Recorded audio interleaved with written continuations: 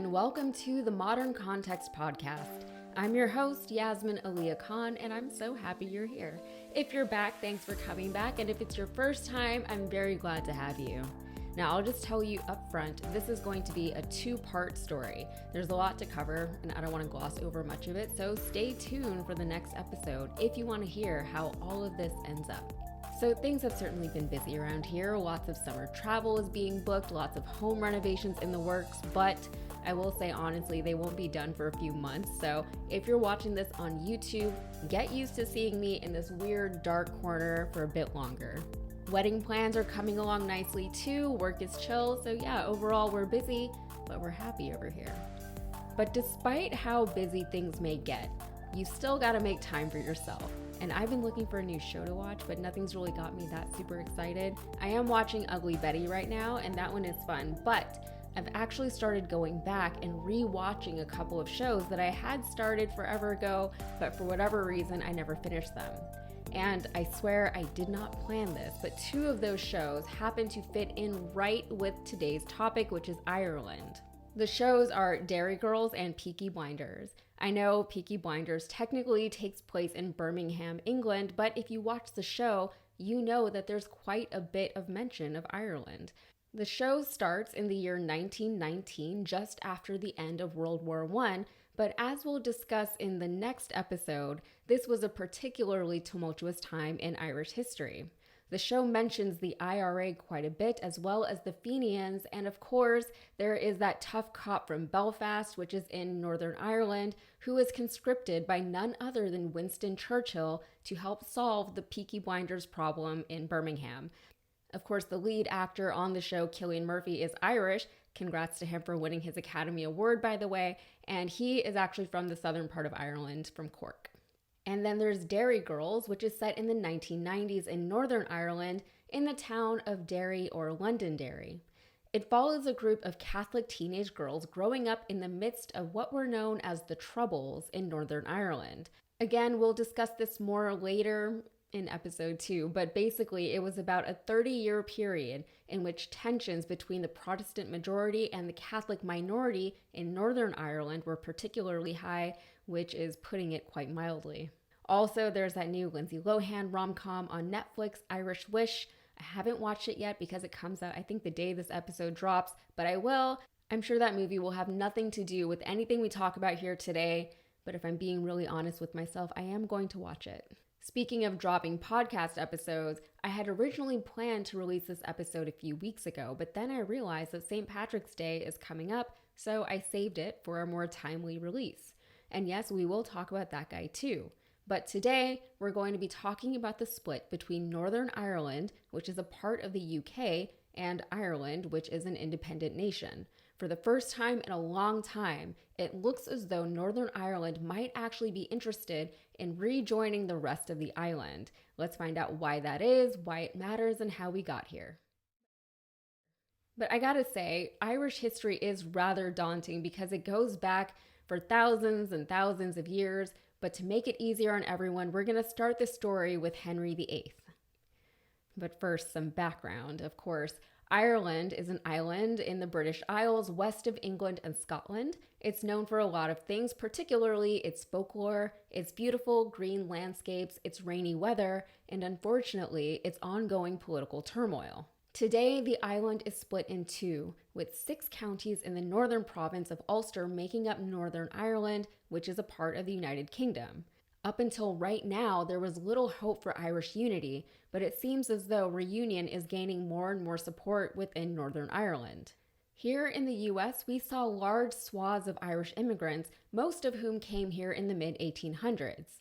Because so many Americans are descended from these immigrants, Irish culture and folklore in many ways is very much entwined within American culture. The most obvious of these is probably the fact that St. Patrick's Day is celebrated here, even though St. Patrick had nothing to do with this country, and also Halloween, which has its origins in Celtic paganism. All right, so going way back, Ireland was notably never conquered by the Roman Empire, but it did interact with the empire quite a bit. It was during this time that Catholicism spread across the land. Legend has it that a man named Patrick was born in England or Wales, but he was captured and taken to Ireland as a slave. He eventually was able to leave Ireland, at which point he realized it was his destiny to go back to Ireland and convert his former slavers to Christianity. He was effective in his mission because, having spent so much time in Ireland, he was already familiar with the people and the land and the culture. It's said that he set up over 300 churches and baptized over 100,000 Celts, Picts, and Anglo-Saxons. He's credited with converting Ireland from a land of pagan polytheism to a land of Christ. Today, he is celebrated as a saint both in Ireland and here in the US, but at least in the US, our St. Patrick's Day celebrations are far from holy. Historians debate whether or not St. Patrick was actually a real guy, but some think he was maybe the amalgamation of more than one person. Either way, the legend of St. Patrick is very much real and still very much relevant today. Ireland never really had a central body of government until later in its existence, because earlier in its history it was sparsely populated and divided into smaller territories with shaky borders. However, the history of the Celts and accounts of their culture is hard to come by because they didn't keep records. Most written records and most of what we know about the Celts today comes from second-hand accounts from the Romans, and the Romans weren't exactly reliable in that sense. So who else was in Ireland? So the Vikings, they used to raid Ireland quite a bit, and those Viking raids eventually led to Viking settlements. For example, the cities of Dublin, Limerick, and Cork started as Viking settlements. The Normans were on the island for a bit as well, but by the early 16th century, the English were actively attempting to colonize it. However, due to the sparse population, its lack of a centralized government, its shaky borders, its lack of widespread infrastructure, and more, colonizing Ireland was much more difficult, much more expensive, and much more slow-moving than the English wanted it to be. So this brings us to the reign of King Henry VIII. The main thing you need to know about Henry for the sake of this story is that he famously split from the Catholic Church and created the Protestant Church of England, or the Anglican Church.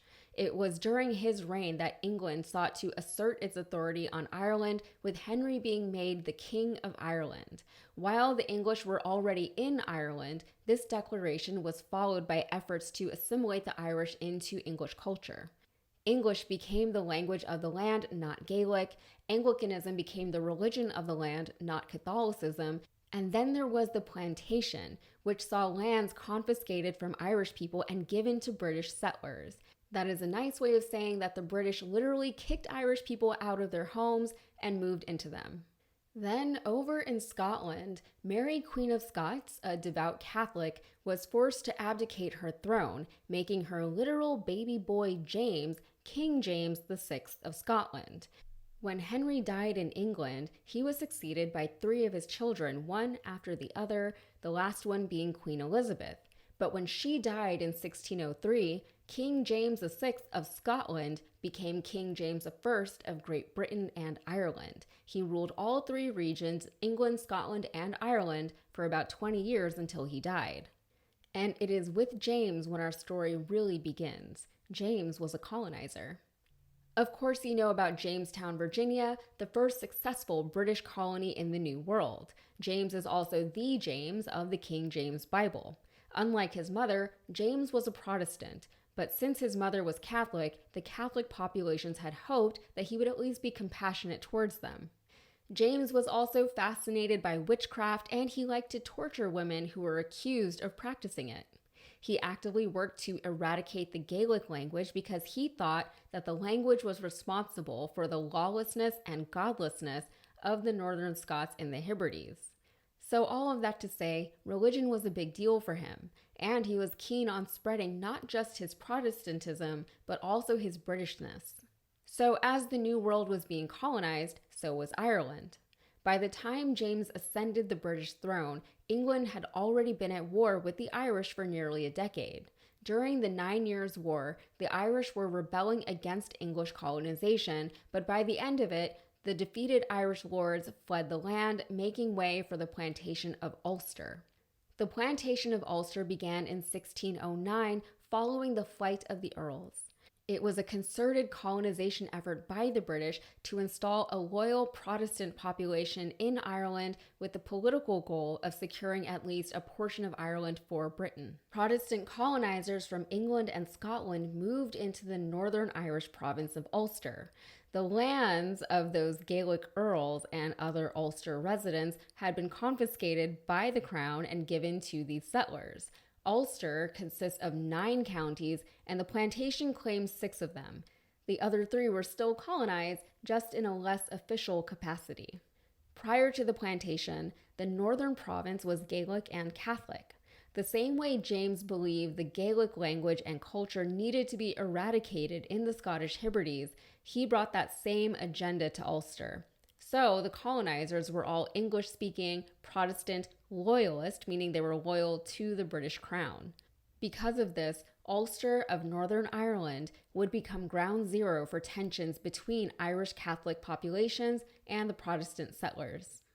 Jumping ahead a couple of monarchs to the 1680s, James II is now king. However, unlike his predecessors, this James was Catholic. He had spent a lot of time in France, liked Catholicism, learned it while he was there, and he actually converted to Catholicism in secret. He would be the last Catholic monarch on the British throne, and his reign would only last for 3 tumultuous years. In 1688, James's nephew and son-in-law, Prince William of Orange, was invited by several Protestant nobles to depose James and take back the British crown for the Protestants. So he did. With support from the Catholic French and the Catholic Irish, James tried to reclaim his throne, but he was ultimately unsuccessful. When William took over, a law was put in place that no Catholic would ever again ascend to the British throne, nor was the British monarch allowed to marry a Catholic. Even though James had a son, the son was Catholic and therefore no longer eligible for the throne. Instead, William became king, and James's Protestant daughter Mary, who was married to William of Orange, became queen. This became known as the Glorious Revolution, when the Catholics were finally deposed in Britain. All right, we're going to jump ahead a bit again to the 1840s. At this point, Ireland is part of the UK, but the Irish people were very much treated as second-class citizens. Not only did the British Crown not support the Irish people, but the British Crown was actively exploiting them. As you might have guessed, we are about to talk about the Irish potato famine. And while the name implies something fairly simple and straightforward, I could probably do a whole podcast episode on this alone. And perhaps it still is a simple topic, but calling it a potato famine doesn't really do the incident any justice. You hear the words potato famine, and you might think, how unfortunate. Their potato crop failed, which is a thing that happens from time to time, and the Irish people starved to death because of it. It's all very sad. But then you might think, why did so many people die because one crop failed? And that would be a great question. The blight that would end up killing 2 million Irish people was here in the United States too, and in Mexico, but you don't really hear about it because it wasn't nearly as devastating to the Americans and the Mexicans as it was for the Irish. The reason for this was because the people in the Americas had other crops and other food sources to fall back on. And from that alone, you can deduce that the Irish did not have anything else to fall back on. Their diets and their lives were dangerously dependent on potatoes. Before we talk about the blight itself, let's set the scene. It's the 1840s. The Irish people are living primarily as peasants, many of them living on land that actually is owned by wealthy Englishmen who live in England. Their homes are incredibly humble, sometimes being little more than huts, and they don't have many economic options available to them. The Irish land is more than capable of growing things besides potatoes, by the way, and it's also great for raising livestock like cows and sheep. So the blight hits Ireland in 1845. The Irish complain about this to the English, but the English government at the time did very, very little about it. The prime minister at the time basically brushed it off, saying the Irish people were prone to exaggerating things. They're just being dramatic. Business continues as usual for the British, and part of that business consisted of taking food from Ireland and exporting it throughout the British Empire. So, if the Irish land was capable of producing crops and raising livestock, why were the Irish people so dependent on the potato? Because that was all the British let them have. The British took all of their food, sent it elsewhere, and made money for themselves off of it. In 1846, a Whig prime minister took over, John Russell. He did even less about the blight than his predecessor did, saying that the whole thing would sort itself out. The idea of laissez-faire economics was popular back then, along with the ideas of an economist named Thomas Malthus. Laissez-faire economics you might be familiar with. The general idea is that with little to no interference, things would eventually balance themselves out, things being things like the economy. Thomas Malthus argued a similar idea as it related to population size. He said that if a place produces plenty of food, then the population would naturally increase. But the population would continue to increase all the way up to the point that suddenly there wasn't enough food to feed all of these new people. So then the surplus population would die off from famine and things would balance themselves out. Okay, so that's a strange cyclical theory, but there's one important detail that the Prime Minister conveniently chose to ignore in his laissez-faire approach to the Irish. The theory posits that there is little to no interference, and the English were interfering quite a great deal. The English were interfering so much, actually, that it can easily be argued that had they not been interfering, the Great Potato Famine would never have happened at all. They created a problem, denied culpability, and actually made everything way worse rather than even trying to fix the problem that they had created. So Prime Minister Russell was terrible, but so was Charles Trevelyan. Trevelyan was maybe worse. He had been a colonial administrator in India prior to being enlisted to deal with the Irish. If you don't know, India regularly suffered from famine across the land while it was being ruled by the British. And again, you have to wonder, isn't that a rich, vast land with plenty of biodiversity? Yes, it is. Where do you think English breakfast tea comes from? Anyway, Trevelyan was actually pro-famine, as he fully embraced the ideas of Thomas Malthus. He said as much. He said that the famine was the natural way of things. Nature was balancing itself out and starving the Irish people. Also, the Irish were terrible people who were obviously being punished by God, so there was little that anyone could or even should do about that. Again, this ignores the fact that very little of what was happening was natural, and it also completely absolves the English of blame because God is the one who is actually starving the Irish people, not the British. All the while, the British are continuing to exploit the Irish land and people, continuing to export the Irish food, and continuing to profit off of it. It's not very laissez-faire of them. The British also did as little as they possibly could to help the Irish, with some of their help just making things worse for the Irish. For instance, they made food available to the Irish, but only conditionally. They set up soup kitchens, but they offered really bad food in really small portions, infrequently and unreliably. They made the Irish people work long and hard hours in workhouses just so they could earn some money to buy food from the British. And remember, these are people who are starving and now they're being made to labor. The British offered aid, but only to impoverished Irish people, so the Irish people who still owned land in Ireland had to sell it to the British in order to then qualify for the aid. Crime and prostitution became rampant across Ireland, and there were even reported incidents of cannibalism. And then there were the evictions. Those English who already owned Irish lands and had generously let the Irish people live on those Irish lands decided that they had had enough of the Irish in Ireland, so they started evicting Irish people from their homes. This, combined with the blight, forced millions of Irish to flee to the United States, but many of them died on the ships. Additionally, diseases like cholera, typhus, and dysentery were spreading and killing even more Irish people who again saw little support from the British in terms of aid.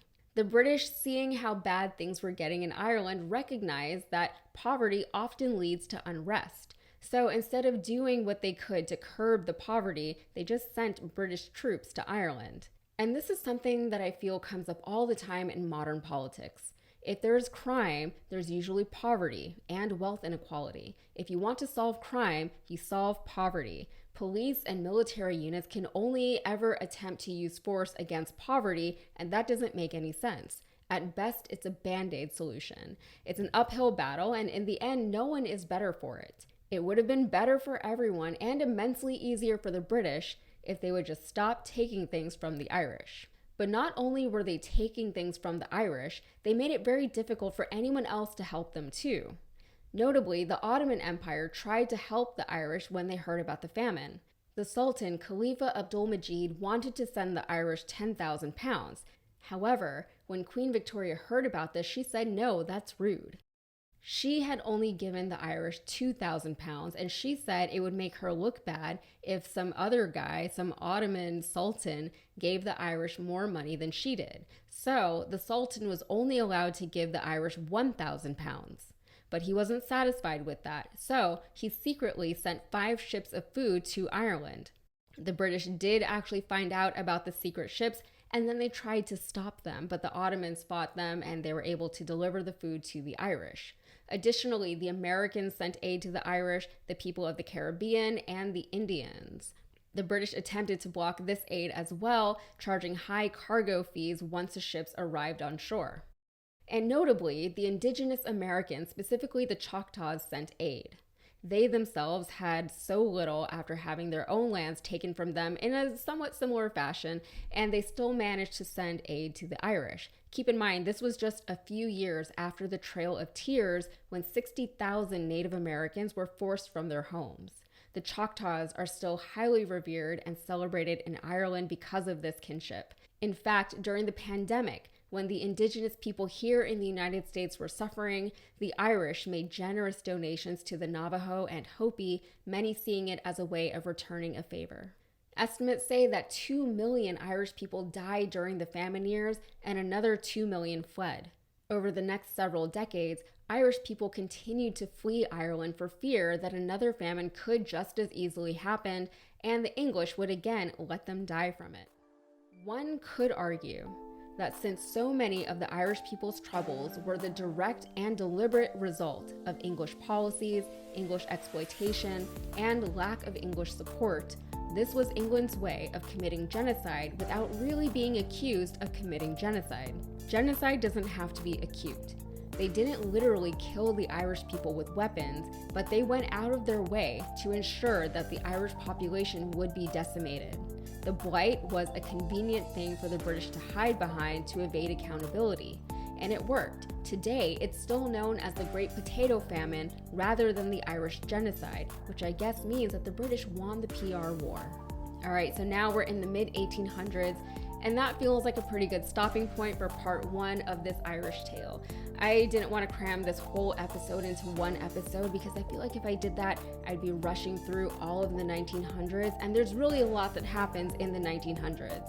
I also don't really want to offer my closing thoughts just yet because our story is not at the close. So with that, I'm going to end it there. That's a wrap for this episode of the Modern Context Podcast.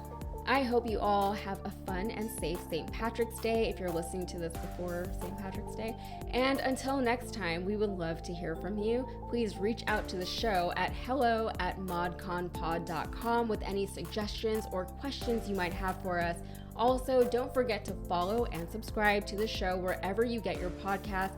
Find us on YouTube and tell your friends about us. And of course, thank you all for listening. Happy St. Patrick's Day, and can't wait to see you next time. Cheers.